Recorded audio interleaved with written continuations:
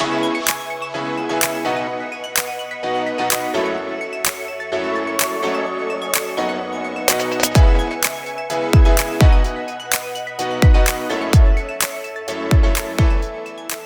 hello, everybody. And it just happens that it is a Wednesday when we're doing this recording. So I'm going to say wonderful Wednesday, no matter what day you may be listening to it. Most of you I know will be listening on a Thursday, or well, it actually might be a Wednesday because that's the day that we launch. But anyways, it is a wonderful Wednesday, and I want to welcome you to Rediscovering Your Passion and Purpose with Patty. Many of you are finding this out, but in case you happen to be new, I am the host, Patty Stuhlin, and I am the Chief Pathfinder of Pathways with Patty. This week's guest is Angela Spring. She is a wife, mother of 4 wonderful humans, and executive director of Higher Excellence Incorporated. She describes herself as an expression of God's love, doing her best to be the change she wants to see in the world and enjoying life along the way. Well, I'll tell you what, Angela, I am so glad we were able to schedule this date together, because this is going to be another treat for the audience, whether you're watching on YouTube or you're listening on one of the 10 podcast platforms. Angela, thank you so much for being my guest today. How are you doing? Awesome. Thank you for having me. I'm doing wonderful. I'm excited to be here today. Excellent. Well, let's find out, and why don't you tell our audience today how it is that you discovered or rediscovered your passion and purpose by sharing your story of where you've been and where you are now. All right, awesome. My story is there's so many roads to this place of passion and purpose. But when I look back, I realized that it was always there. It was just that the different journeys and roads that I decided to take may have veered off, but the purpose was already there. So, I always tell people, number one, I'm an overcomer. And Mm, I realized that that is not something that happened just haphazardly.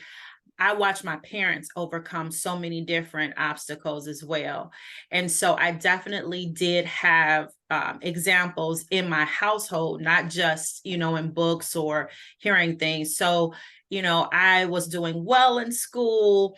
Um, my parents and I used to say this all the time, we were rich. And I learned quickly there's a difference between being rich and wealthy. Okay.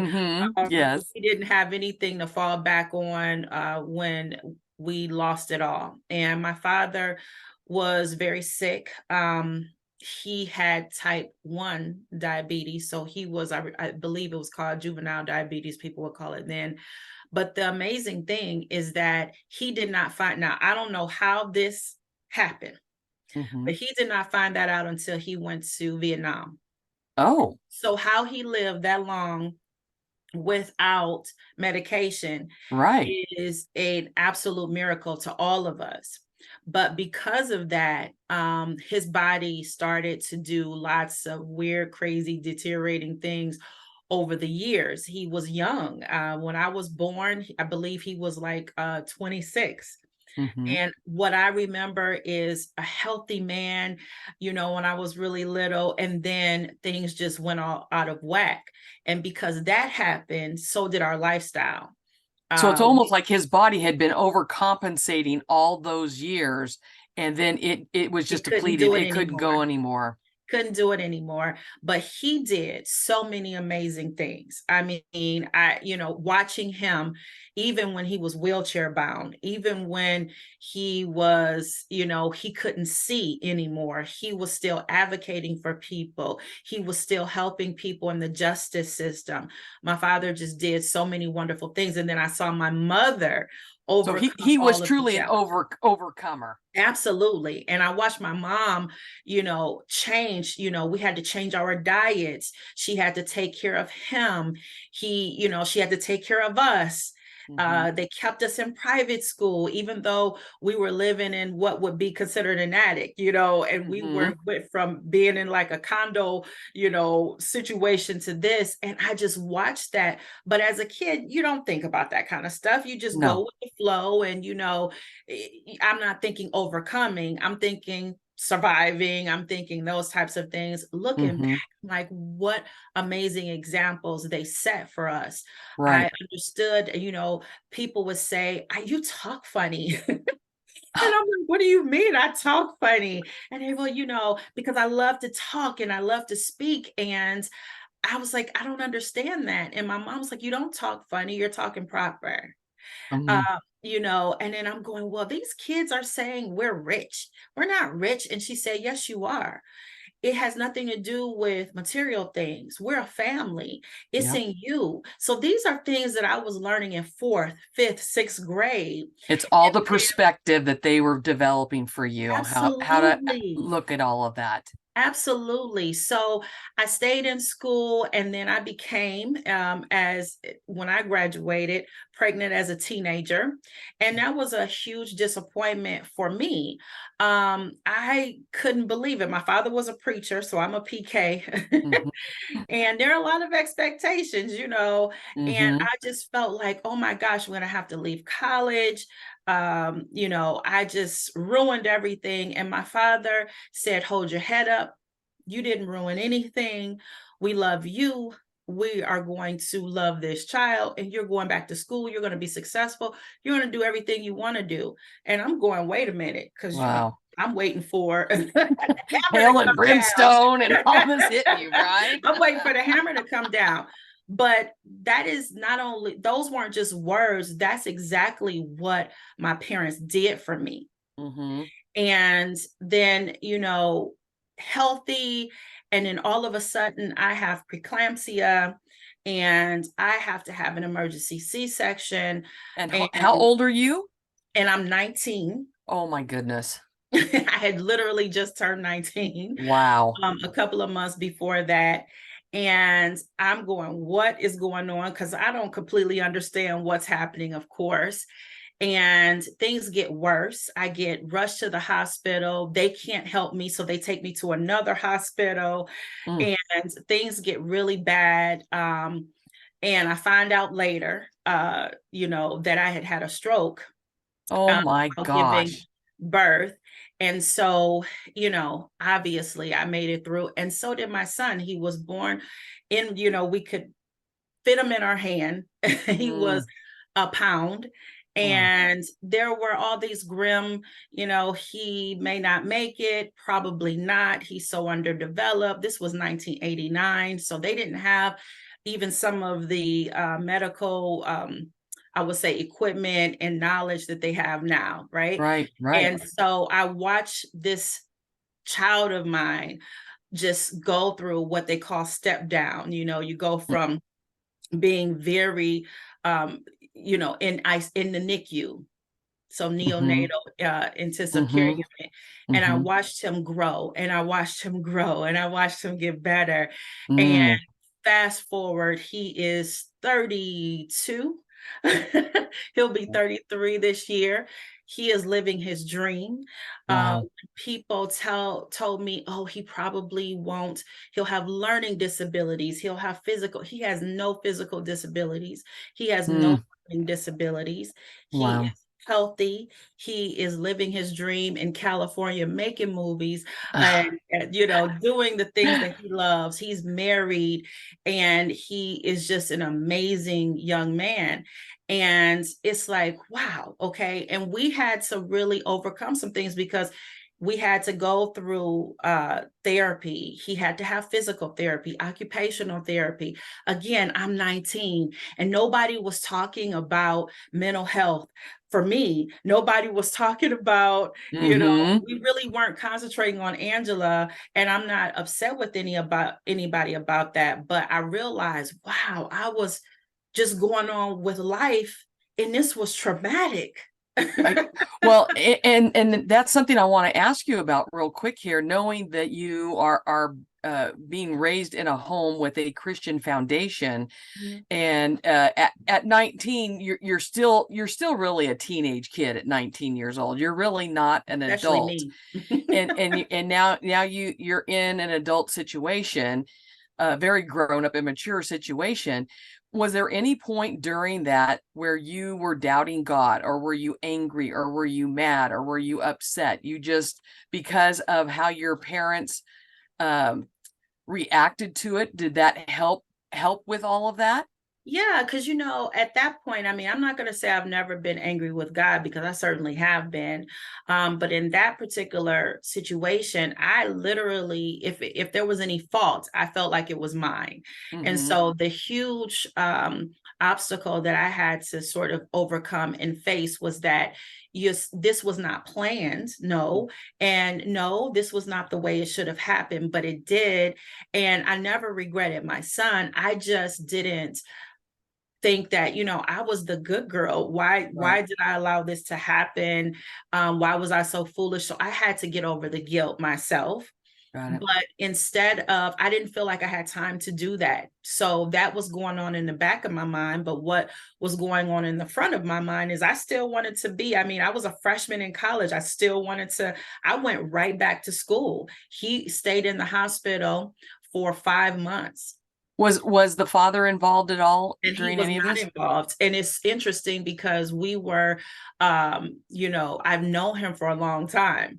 Mm-hmm. And he actually went to the same university that I went to. Mm. He knew all about, me being pregnant. And I mean, there was a moment where he was trying to be, and he had family members who were trying to be, but it was easier, I think, not to be in the beginning, because Brandon, my son, was in uh the NICU, Mm-hmm. and all you could do was kind of go and watch Mm-hmm. him in the incubator for a while. And I think it was sort of out of sight, out of mind. And then he was into some other stuff. And I was like, you know what? I never planned to get pregnant, and I didn't think he was ever marriage material. And Mm-hmm. Mm-hmm. it wasn't something that I was trying to go down that road either. But no, I did not have that support. But what's interesting is, looking back, I didn't miss that support. I'm sure my son would have, but I didn't miss Mm-hmm. that support, because I had support of my family and my friends. It Mm-hmm. was just the inner doubt and the inner guilt that I had that Mm-hmm. really stayed with me for a very long time. And I Mm-hmm. didn't know that, because I was just going. Right. I was just going back to class. You got to prove this. You got to do that. You want to be normal like everybody else who, isn't in your situation. So you want to go to the party, you want to do, but in the meantime, I'm on the phone with nurses, or I'm visiting every weekend, the hospital. So Was there a point where you ever thought that you were going to quit going to college? I knew I was going to. And in fact, even though my parents, so I was away at college. I was in Mm-hmm. the same state, but I was away. But my father's health was declining even Mm-hmm. more. Mm-hmm. And I knew that my mom needed help. She couldn't, and my son was coming home. I couldn't stay there. Right. So I knew that that was going to be my last semester at that particular school. And Okay. so it was like, do what you can. But what's very interesting is that's where I met my husband. And Ah. I never, ever, that wasn't what I was looking for. I wasn't thinking about that. And he was in his junior year of college, and he was a cousin of a friend of mine. And it just seemed like it was coming together at what I would say almost the last minute. So school ended in May. I met him in like April. Uh-huh. and Okay.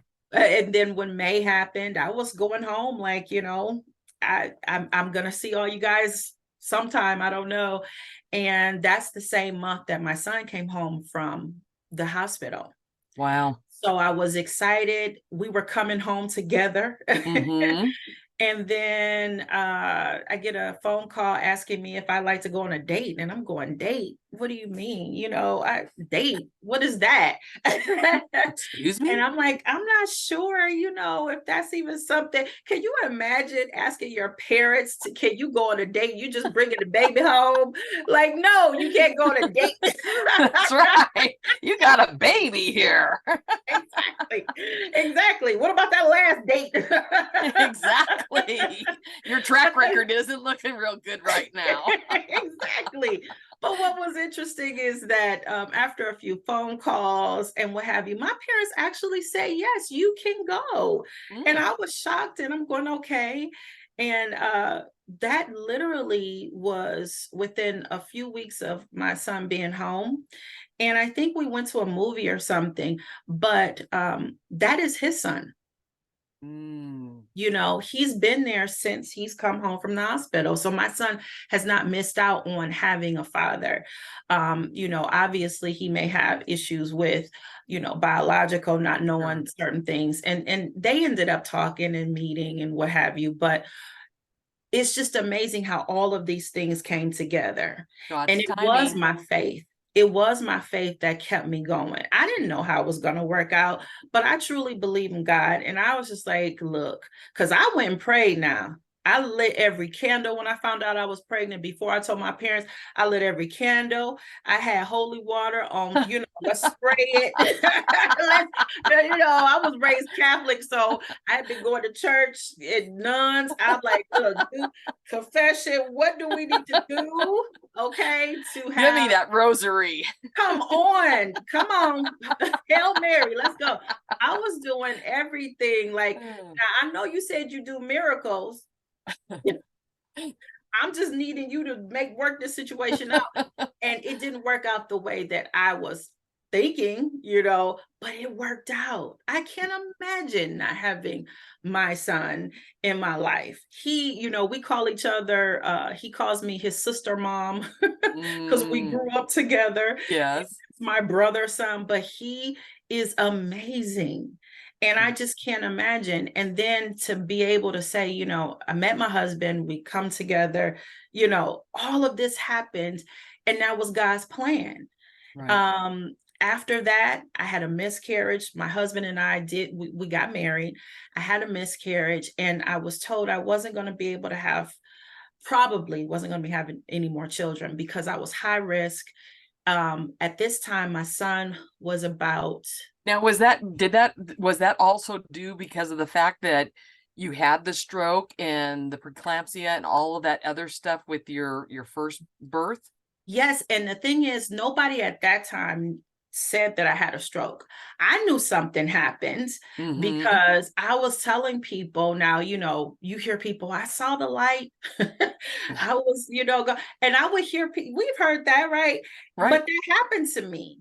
That happened to me. And Mm, I remember being surrounded by this amazing glow of light. I cannot tell you that there was a ceiling or a floor or walls. It wasn't that. I didn't see blooms and flowers.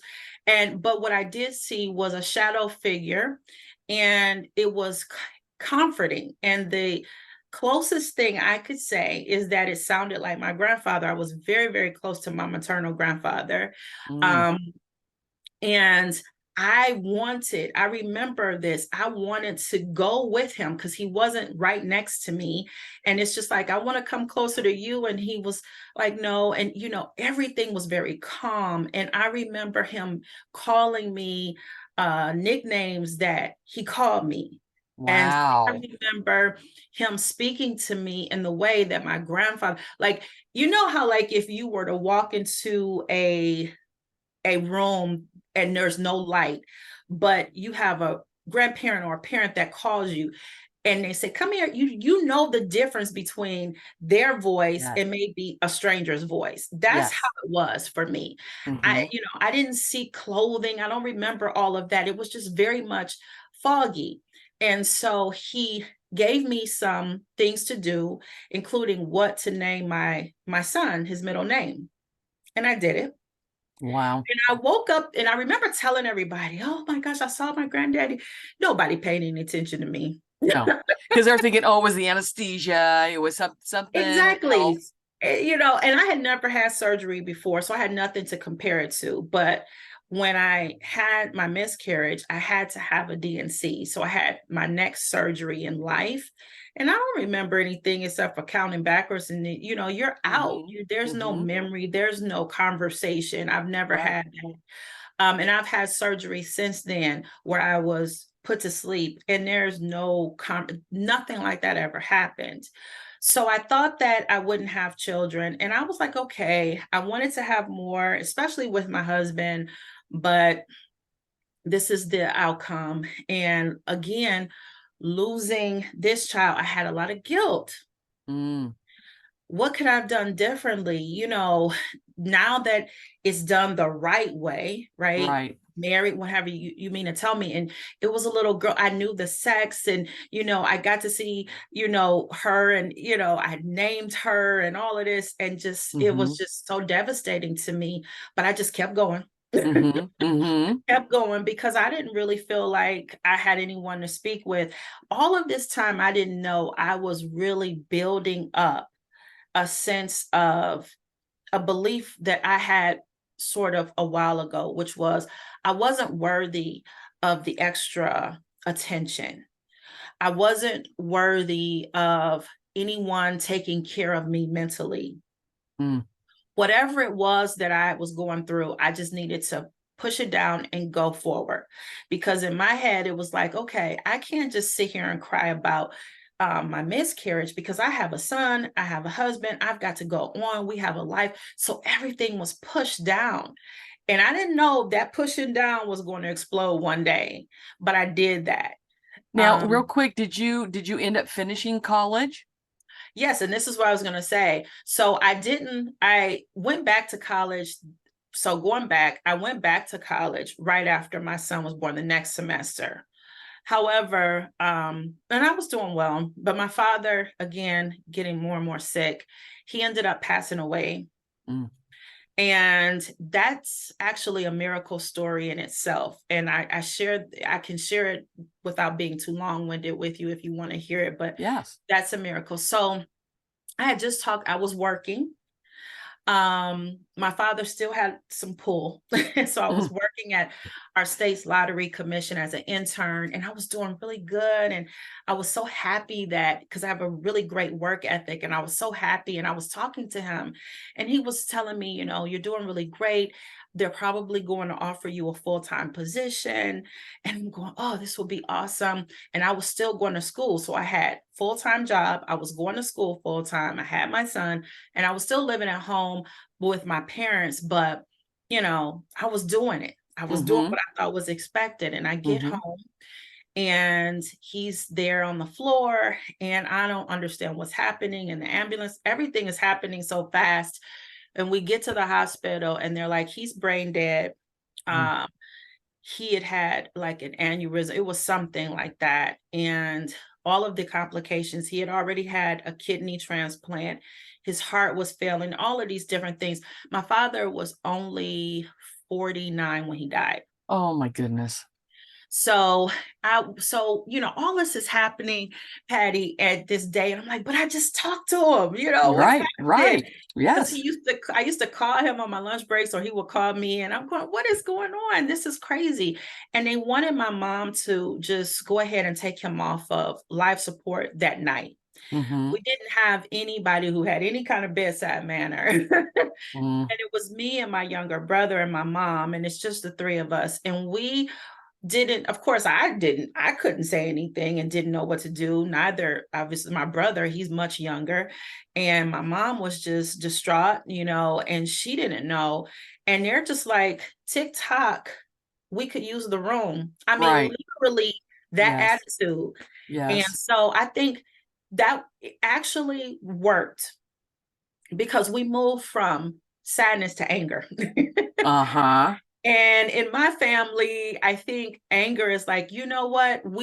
There's that overcoming spirit again. Yes. Determination. Determination. You're not going to just tell us, his life is not worthy of just a little time to contemplate and that you need a room. And so my Mm-hmm. mom called um, one of his friends who's also a pastor. And he said, no, no. He said, he prayed. He said, we're not making this decision tonight. In fact, why would anybody say that? And we prayed. We had a big, community came over. We had a big circle prayer the next day. And my mother said, I have not been told to do this. God is not telling me to do this. And nobody felt like this was something that she should do. And yes, We understood finances. And at this time, we were a little better off. Okay. Mm-hmm. We had moved out of that situation and my mom was still working, but we were financially better than we had been when my father first got sick. And so it was like, you know what, whatever, we're going to believe. Mm-hmm. And they moved him to a nursing home, and he stayed in that nursing home for probably about, I would say maybe 4 months or so, 4 or 5 months. But he stayed in this comatose state. Mm-hmm.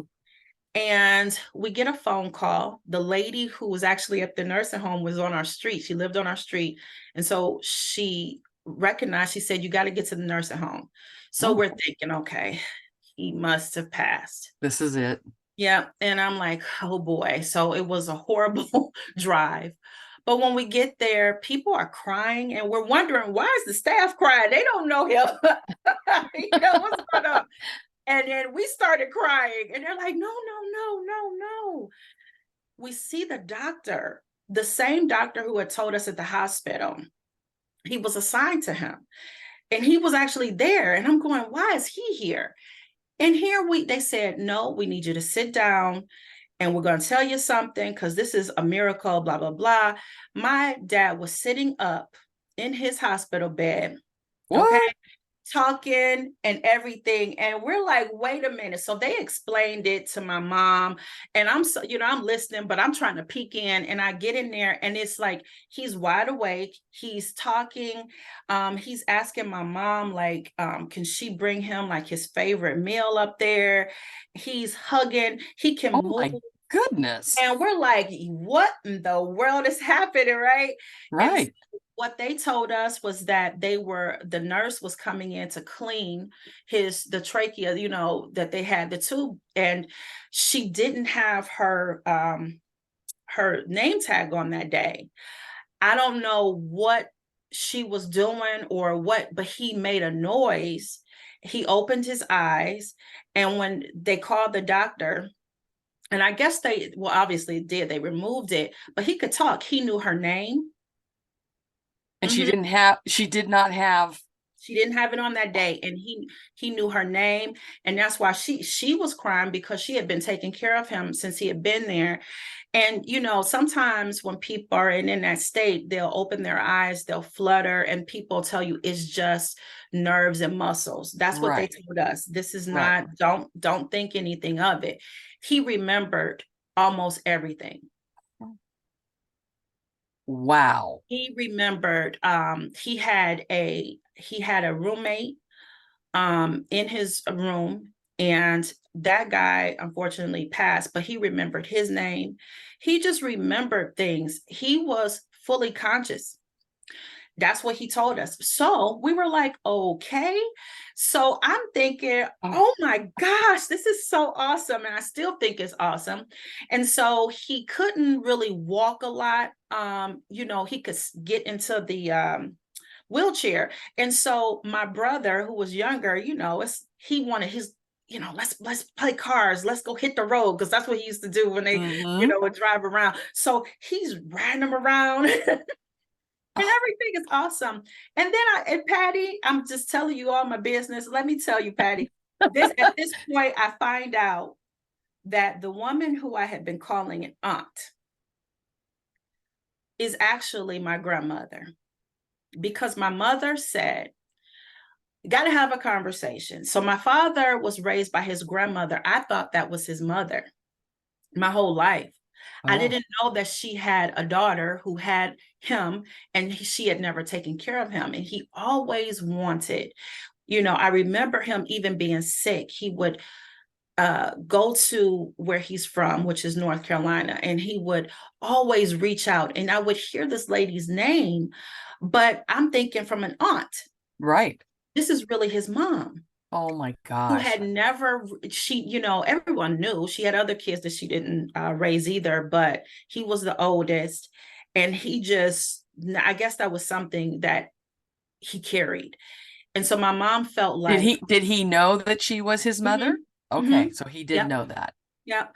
And he would always try to have that relationship. My mom said that he that he would, go whenever they needed him. Remember I told you we were rich for a minute. And so Mm-hmm. he would, go and he would do all of these different things, but she would never acknowledge him as her son. And she would just talk like it was her nephew. And so it hurt him immensely. And I think that's one of the big crosses he carried for most of his life. But I Mm-hmm. didn't understand that at the time. My mother did. So she called her and she said, listen, I know this sounds crazy because I was there. She said, he's awoke. If you want to see him, if you want to talk to him, you need to get here because, this is a miracle. Right. The doctor who had wanted us, tick, tick, tick, Mm-hmm. I think he, if he didn't believe before, he believes now. Okay. He Hopefully that changed his apologized. bedside manner too. I hope so. I don't know anything other than he was just like, I can't believe this. He literally used the word miracle. He Mm. said, this does not happen with No. the type of thing that my dad had. So this lady who I had never met, only heard her name, comes. She does get there. I think about a week or so, and this is my grandmother. I'm going, okay. Mm. And she gets to go in and talk with my dad. And we were there, but they had a private conversation, and he Mm-hmm. was fully conscious for that conversation. And even Wow. then I said, God, this is awesome that you did this for him. Mm-hmm. She came out and we actually felt like, okay, we have a grandmother, because the woman that I thought was my grandmother died when I was like 7. Mm-hmm. So this was awesome. And it was amazing. And she went back home. And when she went back home, my father stopped talking. They had to put him back in the bed. He wasn't sitting up anymore. And things just started to sort of decline. And I went to see him after school, after college one day, after one of my classes, and he could nod a little bit. He would open his eyes, but he wasn't talking anymore. And I'm Mm-hmm. just, going on and on, telling him about my day. And I'm going, are you okay? And he's smiling and he's nodding. And that's all he could do. And he could lift his hand a little bit. And then I was just, well, I'll see you tomorrow. I had a Mm-hmm. test and I was like, I'll see you tomorrow. I know I'm going to do great. And tomorrow came and they called us that morning and said he passed. Do you think that because he had gotten resolution with his mother, that he knew that he now finished what he needed to do?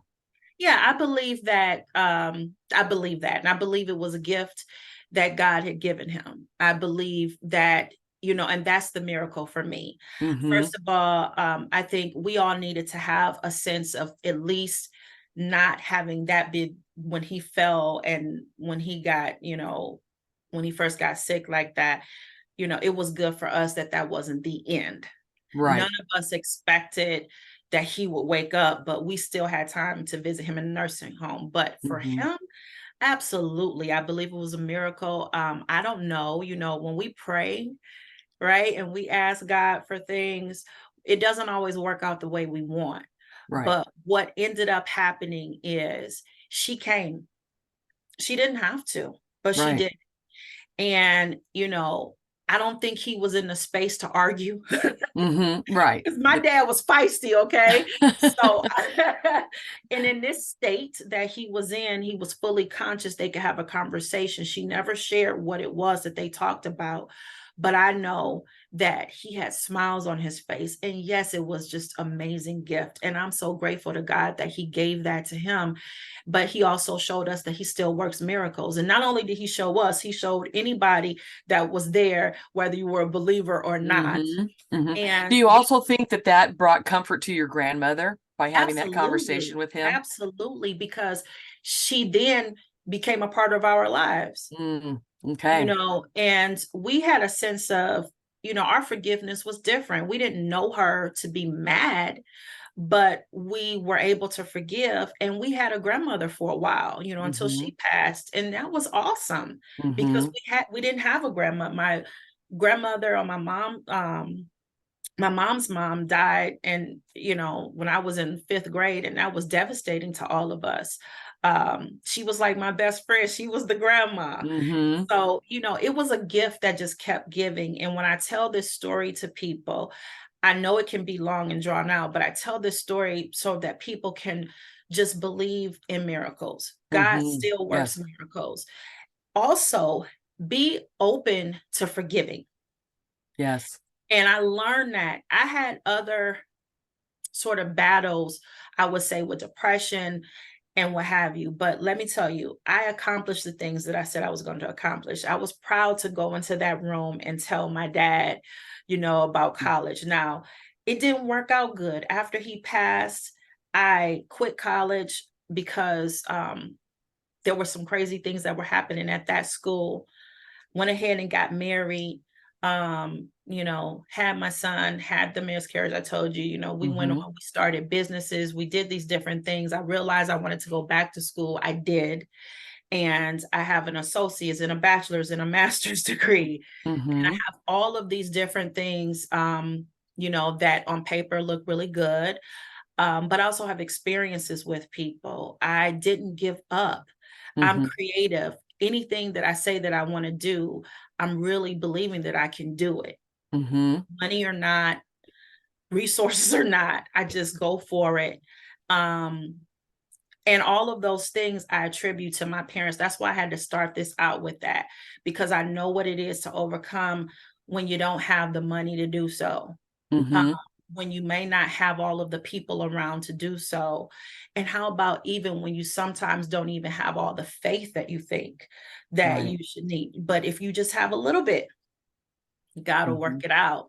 So Well, and when I think also part of what I know I'm getting from hearing your story is going back to when the doctors are, tick, tick, tick, tick, make a decision here, and you and your brother and your mom are saying, wait, we're not getting that message or that feeling. Part of what comes from that's another miracle that you heard, you felt that God was telling you it is not his time, this is not the right time. And that's kind of a theme that is flowing through your life, is God's timing, not your timing. it's happening right now. Mm, And that's amazing that you said that. Because I'm starting to realize that, when you're going through it, it's like you look back and you start putting pieces of a puzzle together. You can see the picture. My yes. puzzle is not complete, but I do see that everything is basically God's time, and he knows better than me. I Yes. am that person that will go out and do Mhm. something, but sometimes I have to learn to just kind of calm down, because if it doesn't work out the way that I think, all of those things that I push down, those feelings, those beliefs in myself, they come up to tell me, you know what, you can't do it. See, I told Mhm. you. And I had to get to a point in my life where I had to begin to let that go. Right. I needed to have compassion for myself. I am so compassionate to everybody else, Mhm. and I wasn't that way to myself. And I was so very hard on myself because I have a perfectionist type, Type A, mindset. perfect Yeah. everything. Yes. And it was more about me, because I felt like I needed to overcompensate for things because I wasn't supposed to make mistakes. And that didn't come from my parents though. That came from my own self. I understand that 100%. Mhm. Yes. And when you feel like you're a disappointment or things didn't work out the way that you should have, sometimes that's something that you'll hold on to. Or you feel like you And have to overcompensate. yeah, because I wasn't supposed to be a teen. I was the president of the class, and I was this and I was that, and I was supposed to, and it didn't work out the way that I thought based on my actions, though. Right. It Right. wasn't like somebody just did this. It was my action. So there was an accountability piece. There was a compassion piece.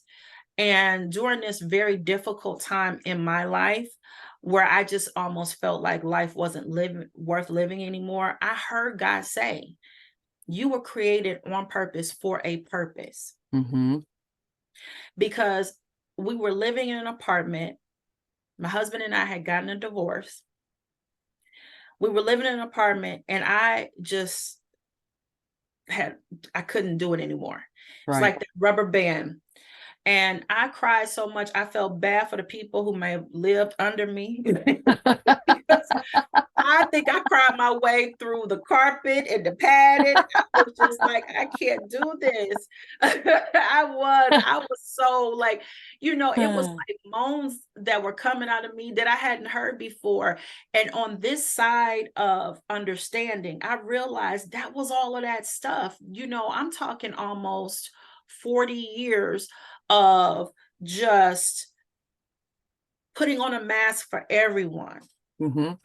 And those tears, I learned going into grief counseling after my dad passed away, tears are healing. So even though you didn't realize that at the time, this is part of your healing that's happening with all of the sobbing and moaning and all of that. Yes. And I didn't know that. And that was the other thing I prided myself on. I certainly was not try not to cry in front of people. I remember at my dad's funeral, I didn't cry for a while, but as soon as we got to the funeral part, just, and I'm Mm-hmm. crying and crying. And I had to run in the bathroom. I was embarrassed that I was crying like that.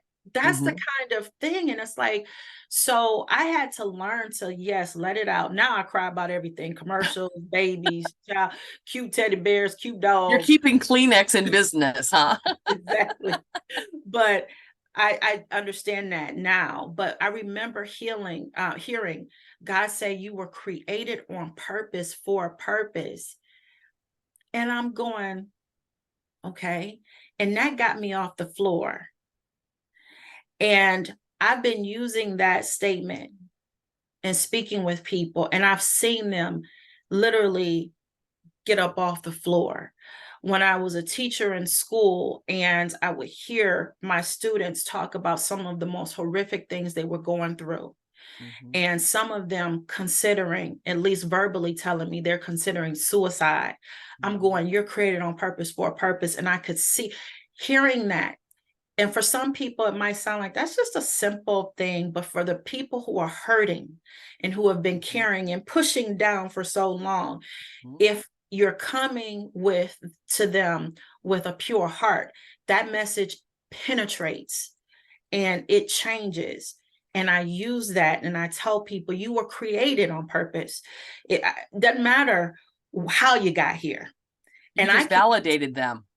absolutely. We all need that. We need to be They're validated. You existed. saw them and they could see that they see me, because when you get to that point of where you don't think there is any future for you, it's because you don't believe people see you or know that you even exist. So with those simple, what seem like simple words, you validated them. You let them know, Yeah. you see me.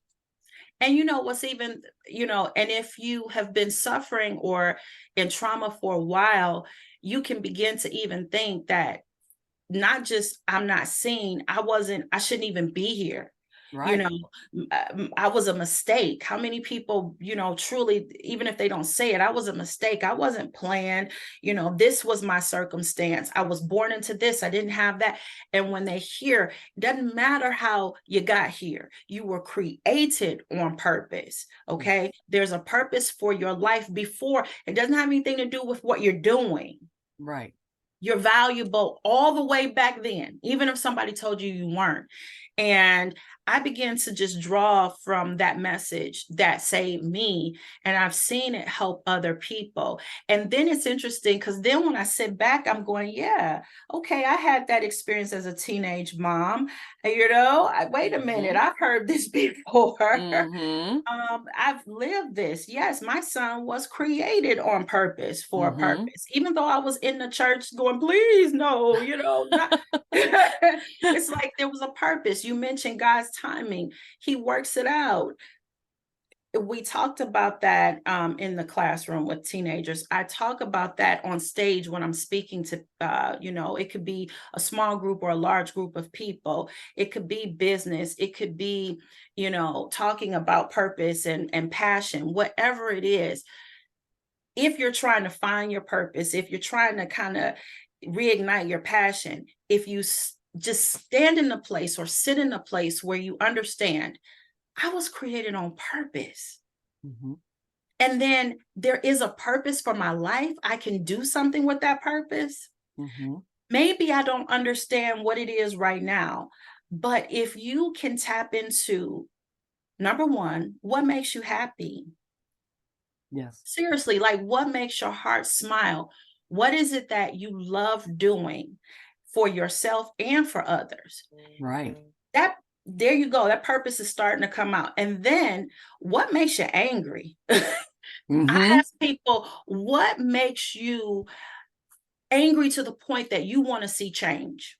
Right. And that can be in yourself, your family, your community. You know, you don't have to have some big goal or dream. Just ask yourself that question. And I guarantee that when you find that answer, not only is it going to work for you, it's going to work for some other people as well. And then you follow that path. And that's what I've done.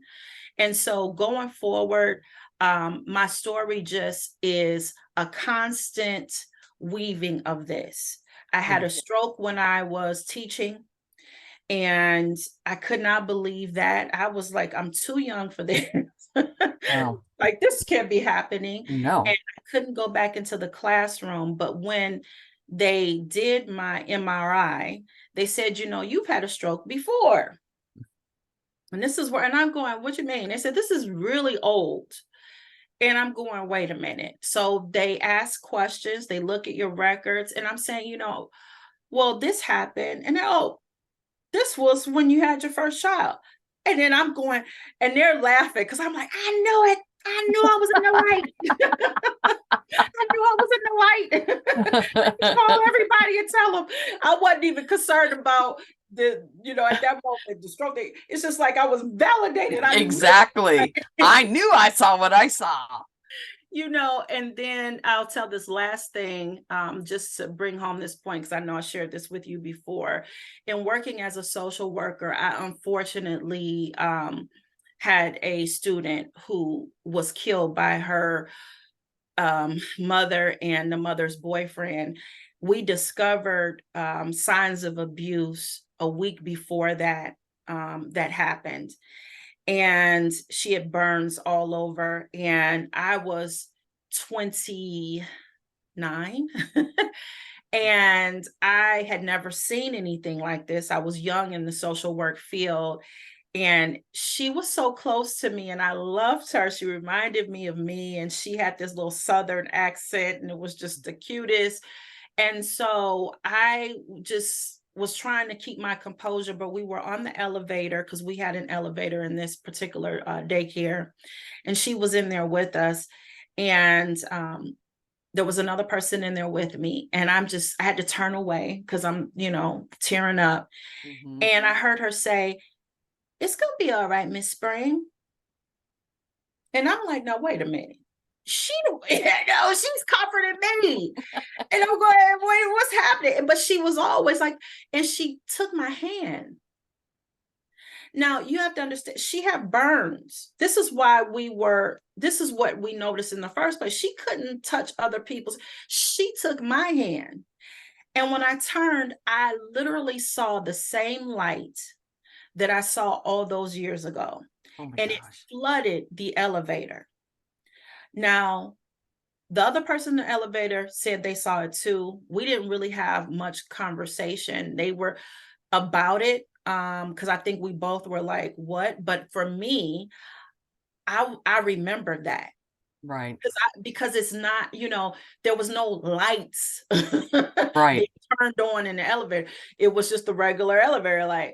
But when she said that, she was so calm. This little she was 4-year-old. And I'm going, oh my goodness. So the next week I get a call because I just wasn't feeling good.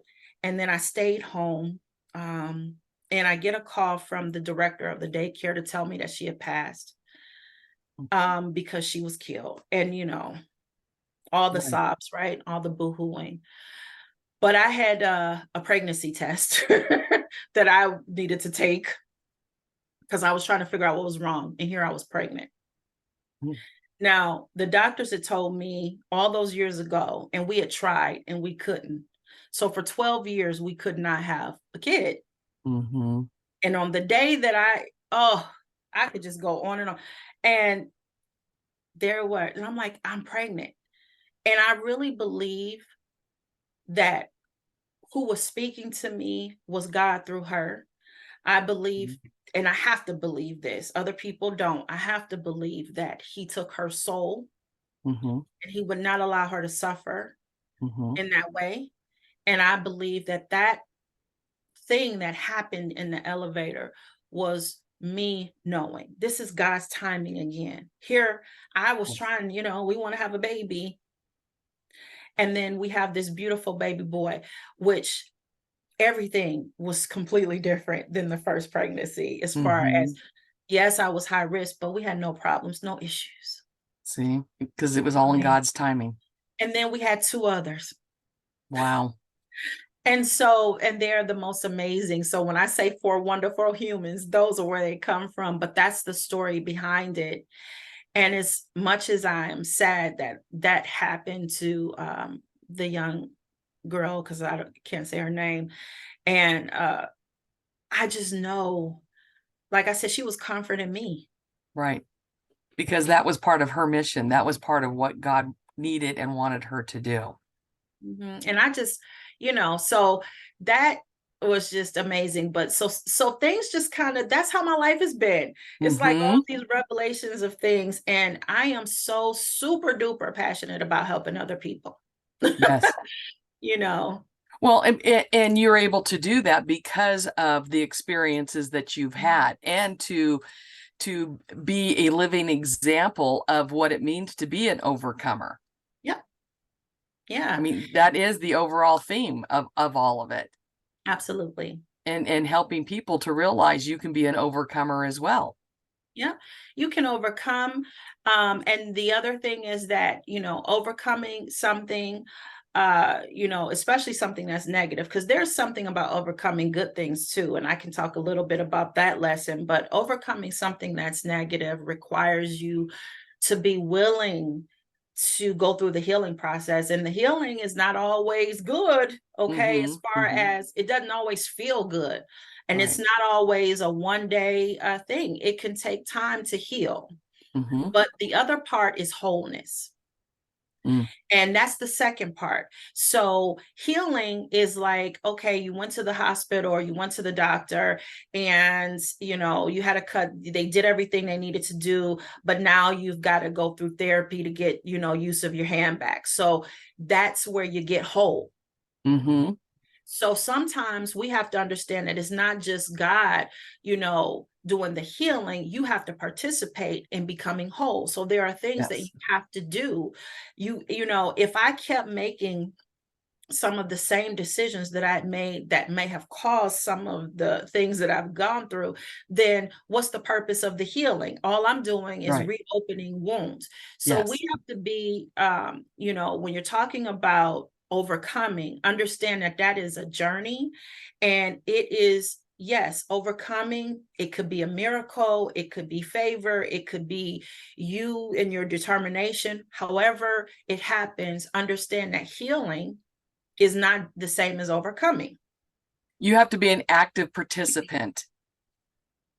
You have to be willing to heal.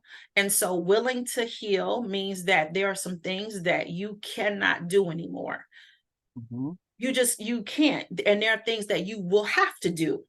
Yes. So if it's crying, but there are things, if it's forgiving, you might need to forgive yourself Yes. or others. Then wholeness is practicing and making it a part of your new lifestyle, the Yep. things that you need to do to keep that healing, that thing healed.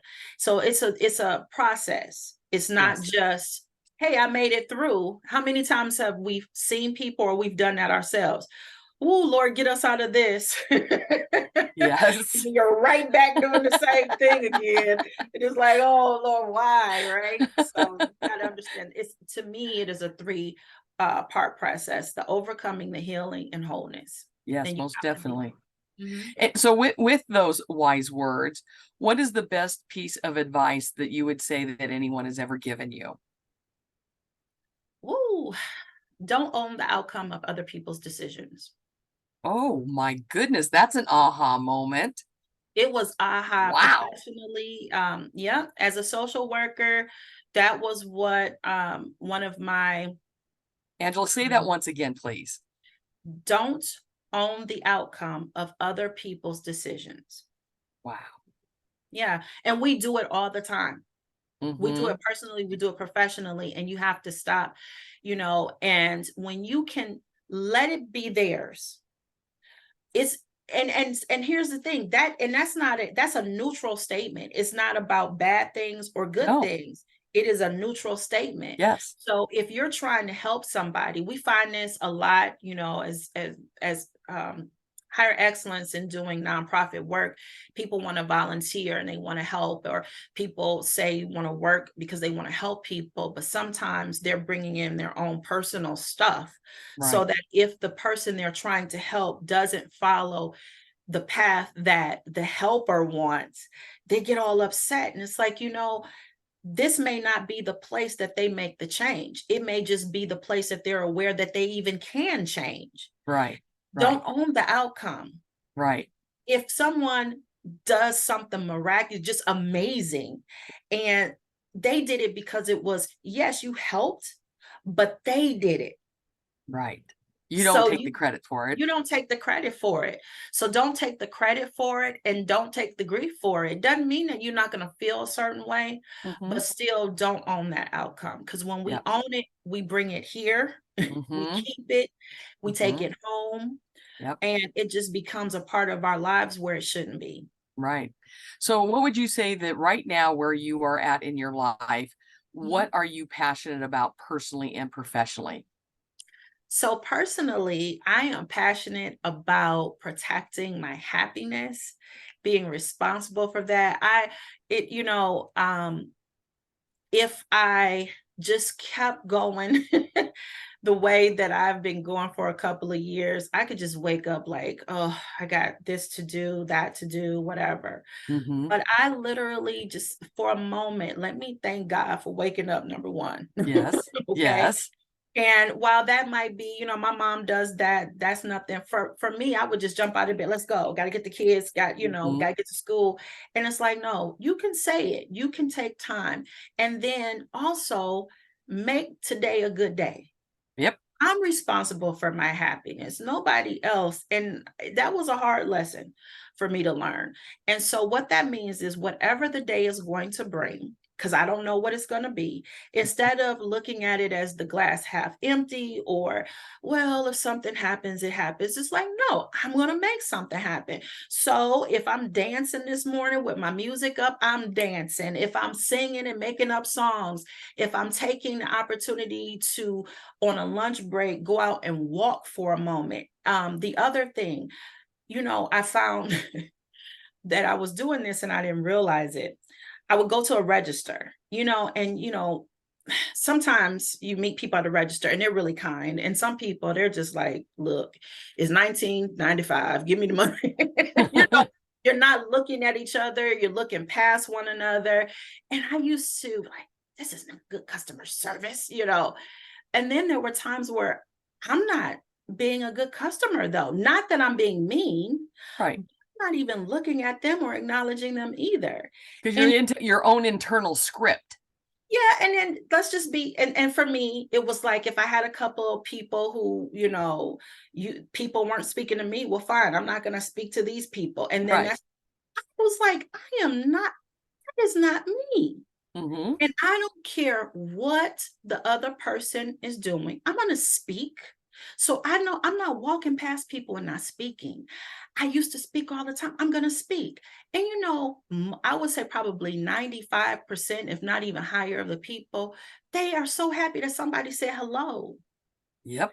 And it actually is like it makes me feel good. It makes them feel good. I'm very just conscious at when I'm at a register, I'm looking at that person in the face, and whether they're having a good day or bad day, I don't know. Whether they, want to speak to me or not, I don't know. I don't even care. I'm saying hello. And then when everything is over, I'm wishing them either a blessed day or a good day. I'm giving them a compliment. If it's truly, if I like your hair, I'm really going to say something. Mm-hmm. Man, faces are lighting up all over the place doing something simple like that. But then it makes me feel good too. And then it's the ripple effect, and you don't know Yeah. how far that's going to go. And that's a part of me making a decision to be happy. Right. Because someone said that happiness is about something happening, right? So Mm. I get joy. I understand joy, but I'm like, I want to make some stuff happen. Mm-hmm. Good for So, you. so personally, that's my thing. We do that in our home. You know, no, we're gonna play games. We're going to do something. I have teenagers now. Mhm. So it's easy for everybody to kind of go off and be on their phones, but they love it. We play hide and go seek. Patty, we laugh so hard because we do, we are in our house. My 18-year-old is like 6'2", okay? And he's trying to hide. It is so funny. But we do stuff like that. And it's like, so I want to do things together as a family that, I need to make that happen. I have two sons who live in different states. Well, you know what? The pandemic told me, get online. We about to play a game. We're going to have fun online. Good. We're going to do things. It's not just waiting for somebody. If Right. I need to, You're making it happen. make it happen. And then professionally, what I really am passionate about and what I'm doing is the work that I'm doing with Higher Excellence. I hate poverty. I've experienced it myself, and I know the difference that good education, access to employment opportunities, access to being able to start small business if that's what you want to do. I know the difference that makes. Mm-hmm. And I don't believe that economic stability needs to be the exception. Mm-hmm. Sometimes we believe that, we bring up names like Bill Gates or, whoever, and okay, they're billionaire, but I don't need a billion to be happy. It's Right. nice, but I don't need it. And Right. and the money does not guarantee happiness anyways. It doesn't. And so here's the thing. So I don't need a billion to survive. How about I Mm-hmm. say that? Mm-hmm. It would be okay, I guess. I've never had it. But what I do need to survive is to be able to pay my bills, to feed me and my children, for us to have a comfortable space. And I don't believe that has to be the exception. I think that what we've done in this country, especially, is like we always talk about the 1%, this and the other, and the people who are, desperately poor.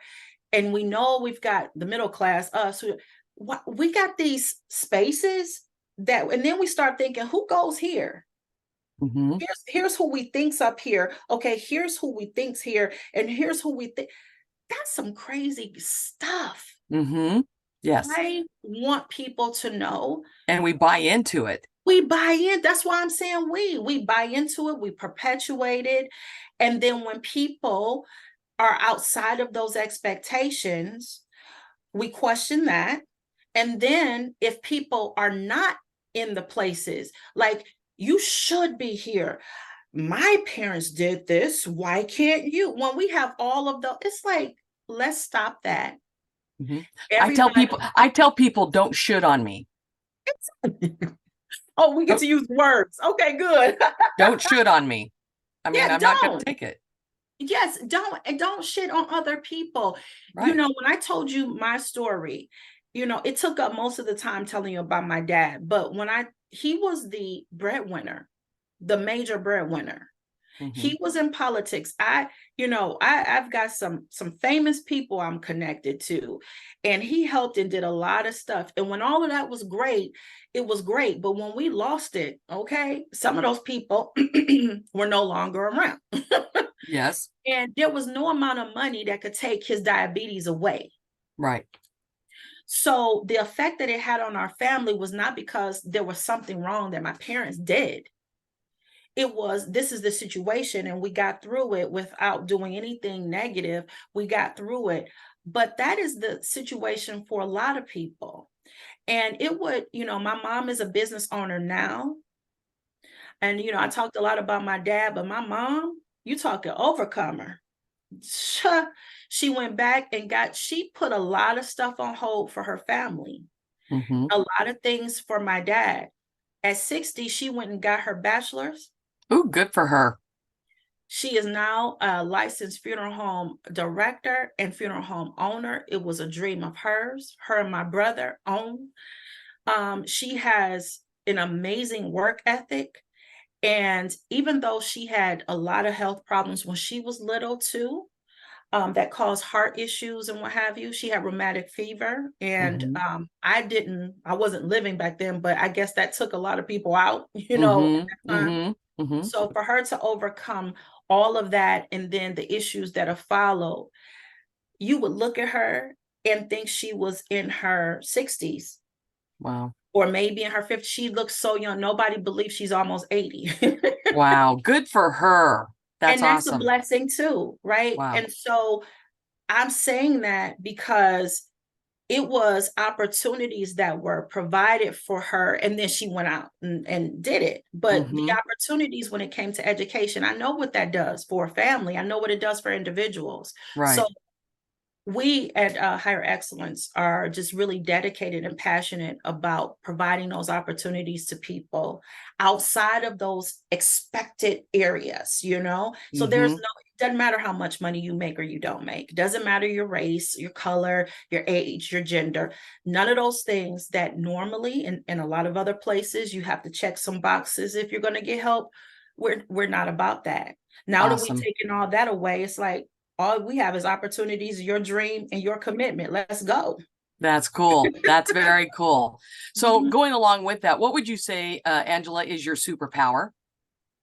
My creativity Mm-hmm. and Very my good. smile. Yes, it is quite dynamic. If you're listening and not seeing this on YouTube, Angela's smile, it's contagious. I'm telling you that right now. It just watching her whole face just lights up, and it makes me light up as well. So, how would you say that you are living your best life, or as I call it, living your best dash? So I'm living in all of these spaces that are created for me. I hear people say things like stay in your lane. I don't have a lane, I have a plane. I am Ariel. So when I tell you I'm creative, I called my mom and asked her, how long have I did this just out of the blue last week. I said, how long have you known that I've been creative? She said, since you were little.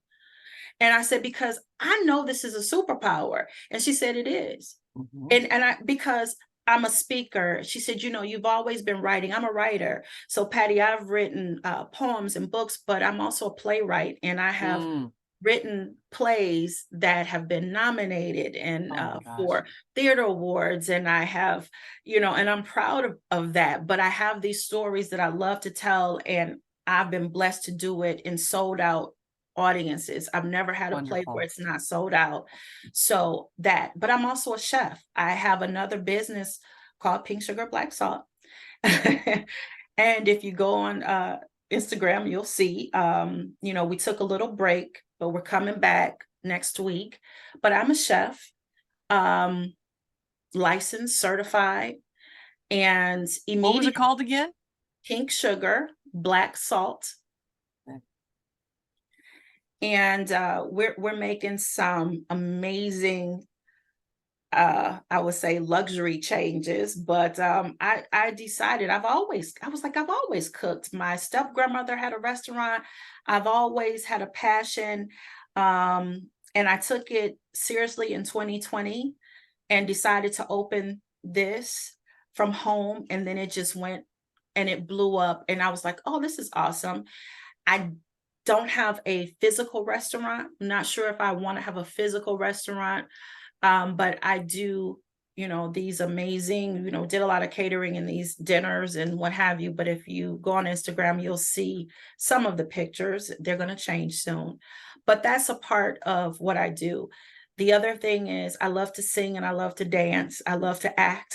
Mm, And I've wonderful. done that since elementary school. So, and then I love to help people. So how do you do all of that? People are like, are you schizo? That's what my son said. I think you have ADD. I said, shut up. No, I do not. But what I do have, this is me. I love doing all of those It's your things. passion and purpose. And every single one, I am constantly trying to help other people. That's what's interesting. That's the thread. You Mm-hmm. know, whether the message from the play or the song, or even in cooking, when I'm doing cooking classes, there is an element of giving myself to help other people. Mm-hmm. This would not be good for me if I couldn't connect with other people. Right. Just to say, oh, I'm a chef, that Right. doesn't do anything for me. I want to connect with you. I don't want to Mm-hmm. just sell you something. So living my best life is not denying any of that just because it doesn't make sense to other people. Right. Very good. Are there any final thoughts or words of wisdom that you'd like to share with our audience? Yeah, I would like to say this. You know, whatever your path, it can change over time. Mm-hmm. Okay. It's okay to have a couple of paths on this journey of life. Sometimes we think we have to pigeonhole ourselves into one area or another, and we put value on that. Put the value on you, put the value on your purpose, put the value on your passion. And if you believe, like I believe, because I am Christian, put value above all of that in God. When you do that, it's okay if you take a couple of trips here and there on your journey. It's Mm-hmm. okay if you discover different parts. And everything isn't for sale. It's okay to have a hobby. It's okay to enjoy yourself, and it's okay to take care of yourself. Mm-hmm. Self-care is so important, and it's not just about bubble baths and lighting candles. I tell people, guess what? Just like flowers and candy don't necessarily mean love, having a bubble bath, meditating, and having, candles don't necessarily mean self-care. They are Mm-hmm. expressions. Mm. Self-care is about having value and then putting boundaries around that value. Oh, yes. And you have to have boundaries for yourself. You have to have boundaries for others. When you are forgiving and compassionate to yourself and to others, you freed up so much space to live happy. I mean, it takes energy to be mad. Yes, it it takes does. it And it takes takes up it takes up real estate. it sure does. And Yes. when you look at it that way, are you really trying to have a home for all of those people that you are mad at? Let it go. And probably aren't even thinking about you at all. Not at all. And the thing is, whether they are or they're not, if you're done or if that happened, forgive. Forgiveness doesn't mean going back. You don't have to. That's going to be on you. But it does mean I'm not holding this hot potato in my hand anymore. Right. It does mean I have other things in life that I can do than sit here and spend my energy being mad at you. Yes, you may have been wrong. Yes, this wasn't right. But what are you going to, I mean, it happened. And so if you need therapy, if you need counseling, if you need to talk to someone, there shouldn't be stigma around that. Please find the help that you need, because self-care is important. And like I said, for me, I pushed a lot of things down. They will come out. Mhm. But what most people don't get, and this is how trauma works, and our bodies and our minds are amazing, it'll start coming out when you're happy. Yes. It'll start coming out when you're comfortable, but that's what it's supposed to do, Right. because your body and mind feel like you're in a stable place to let it out. Right. You're no longer in a protective, survive, type mood. You're in a space where you can let it out. So, but some people get surprised by that. Sure. And then they become either self-destructive, or they feel like, oh, this relationship, you find a really great relationship and all of a sudden all these things are coming up. It's because it's a really good relationship. Mm-hmm. Mm-hmm. So Yep. instead of kicking a person away from you or walking away, if you can't really deal with it on your own, this is the perfect time to get the help you need. Yep. And if you're willing to overcome that, go through the healing, and then be whole, Mm-hmm. you're going to find yourself in an amazing life, the one that you've dreamed of, the one that you want, the one that you're investing in. And that's what you want to do.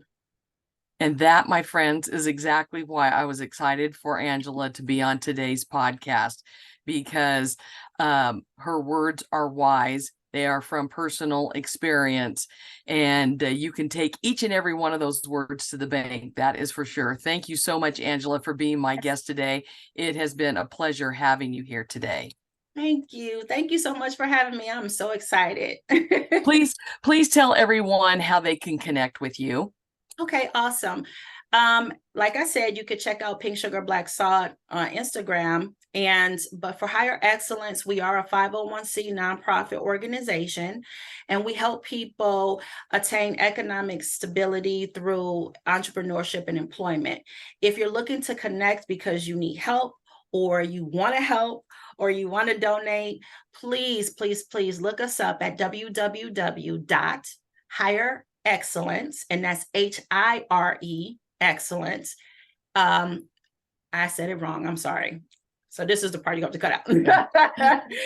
Okay, so our website for Higher Excellence, if you're looking for help, if you want to help, or you want to donate, it is www.hire-excellence.pro.org.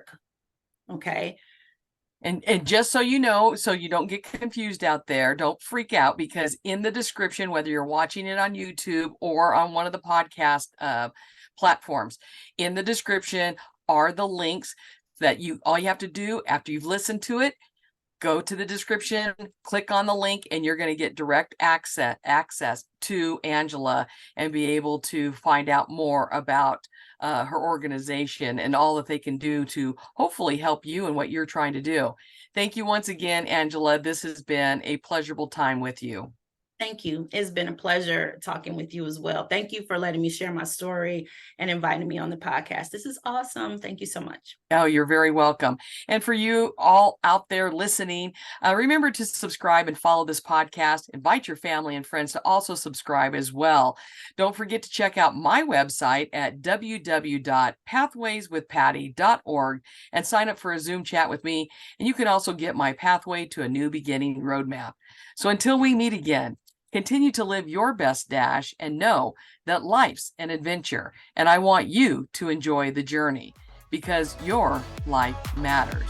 Thank you for joining us today, and may God bless you all.